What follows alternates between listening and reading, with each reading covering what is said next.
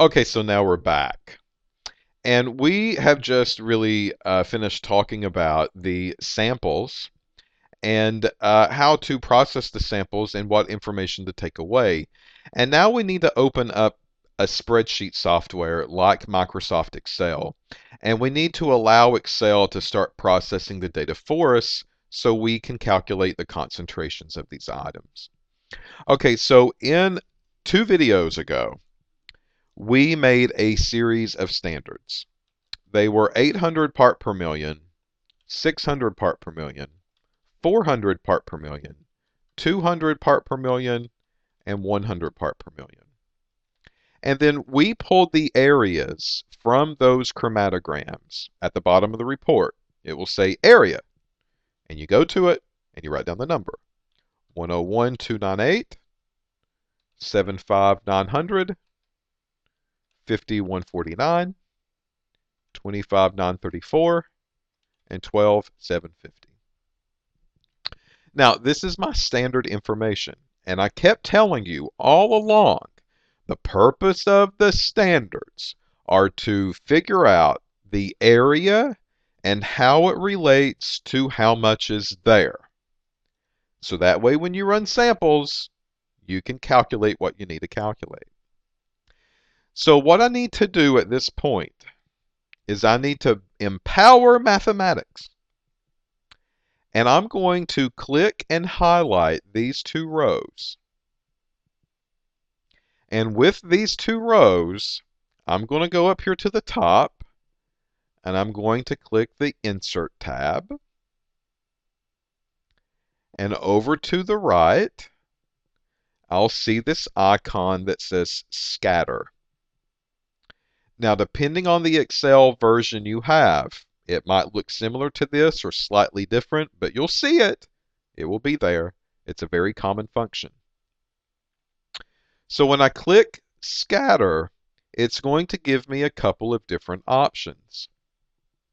It gives me straight lines, smooth lines, straight lines with data points, smooth line with data points, and finally just a plot of the points themselves. And what I need to do is I need to make a plot of the points themselves. That's it.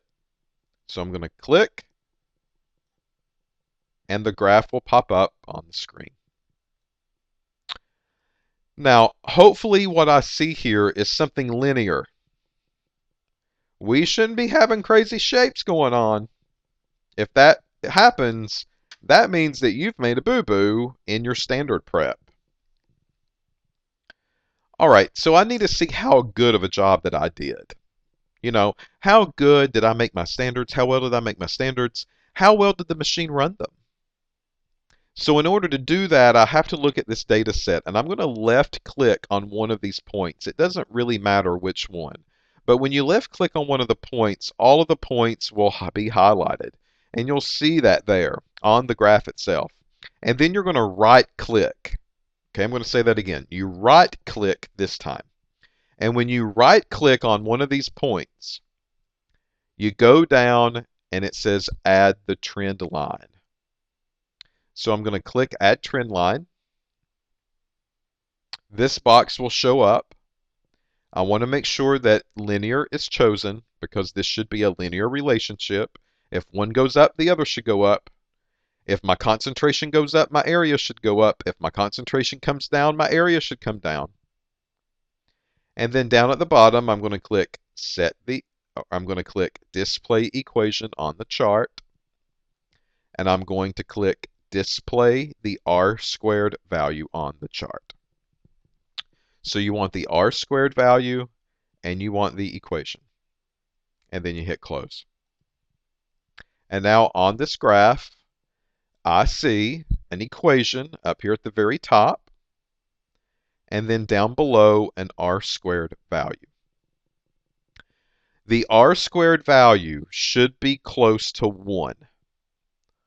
1 is perfect. I'm going to say that again. If you get an R-squared value of 1, that is a perfect linear regression line. That means you made your samples the best way possible and your machine behaved the best way possible. And everything worked magically together. But 0.9999 is not too shabby either, right? Okay, well, what would happen if one of these was messed up? So let me change this 50.149 to maybe 30.149. Now you see what happens with the regression line. So if you plot your standards and you get something that looks like this, well, that point means that thing's way off. Maybe you messed up making this point because my R-squared value is 0.9397. That's low. I don't want anything below 0.99. Now, sometimes we let you get by with 0.98. But if you're going lower than 0.98, no, absolutely not. Something has messed up and something has happened that doesn't quite make sense. And you've got to figure out what that was. So 0.93, it might be close to 1 just by first looking at it. However, you really want 0.98 or higher, preferably 0.99 or higher.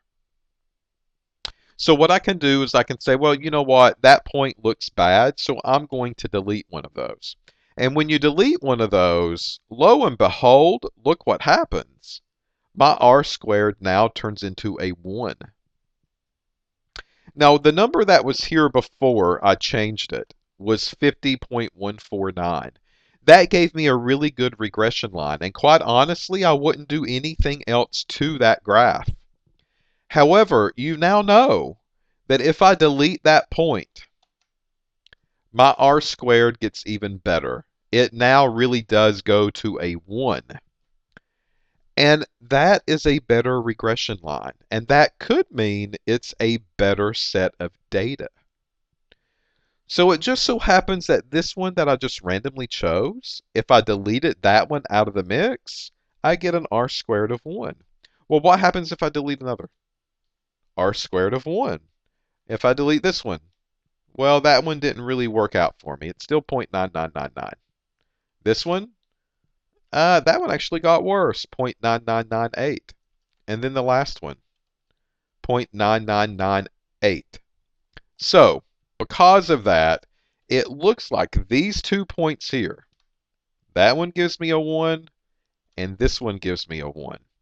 Either one of those, I could elect to delete maybe, and hopefully I'll get a closer number that's to the truer value when I start solving for my samples. So here's the take-home message. When you make your standards and you get your areas, you graph them using Excel, and you put in a regression line and an R-squared. From that point, if you have more than 3 points, because if you delete the third point, you get 2 points, and any 2 points make a straight line. That doesn't make sense. But if you've got more than 3 points, then you can go through and maybe delete one of them and see if it makes your regression line better. And if it does, you're more than welcome to keep it. But you can only do this to one data point. That's it. With this set of 5 standards, chances are maybe I'll mess up on one. And that's okay because we'll let you to delete it after the fact. So here's a better regression line, a better R-squared value, and this is probably what I'm going to use when I start plugging in my sample data that I received in the previous video. So I had sample number 1, and I had sample number 2. And sample number 1 was 32,125, and sample number 2 was 14,753. All right, I need to know how concentrated are these things. Now that I know the relationship between the signal and the concentration, well, here's a signal. How much is that? And here's a signal. How much is that one? And that's where the power of the y equals mx plus b comes from up here at the very top. So it looks like y is equal to 126.08 x plus 387.6. Now I'm just doing this in Excel. You can do this by hand. Doesn't really matter. We don't care. But I'm just doing it in Excel so you can follow through. Well, if this is my area was plotted on the y-axis. That's my x. This is my y. If that's the area and that's plotted on the y-axis, then that means that in this equation, that represents the y variable. So to solve for this concentration, I would take 32,125 and set that equal to 126.08 x plus 387.6. And then I would solve, and let me do this just to kind of separate it up. And I would solve for x.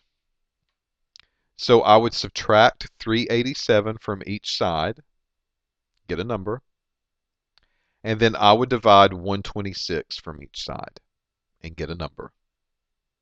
So that's what I'm going to do right here in this cell. Excel will do it for me. Whenever I want it to do a calculation, I can just click in the box and put equal. That lets me know, hey, they want me to do a calculation. What do you want me to do? Well, in the first step, so I'm going to put that in parentheses, we should take 32,125 and we need to subtract 387.6 from it. That's how you solve the first step of the equation. And then the second step of the equation, you divide by 126.08. And then I hit enter. And this tells me the concentration of THC in that particular sample based on that area that I received. Well, I can do the same thing for this one down here at the bottom. Equal, parentheses, because I have the first step. I take the area that I get from my sample, I subtract my 387.6 to solve that equation, and then I divide by 126.08 and I hit enter. And that person looks like has 113 for their sample concentration. Now my x-axis was part per million, so that means these concentrations are also part per million. So that is how I take the sample information and process it to report how much is actually there. Areas don't mean anything to a person, to a reviewer, to a data analyst. Areas provide the number that you need to use to solve for the concentration, which is right there. So 251 part per million and 113 part per million. That's how much THC, in this case, that these two people have. So this is what you'll need to do in your gas chromatography labs and in your lab practicals or competition events. The same process goes forward. You plot your standards, you get a curve. Once you get the curve, you take the area from your samples, plug it into the regression line, and solve for x. And that will give you the concentration every single time. All right, so we're almost finished. The only thing that we have left now is software. The GC software. Where are the pieces and parts and components that I need to look at when I begin to run a sample on a gas chromatography system? And that's what the next couple of videos will focus on.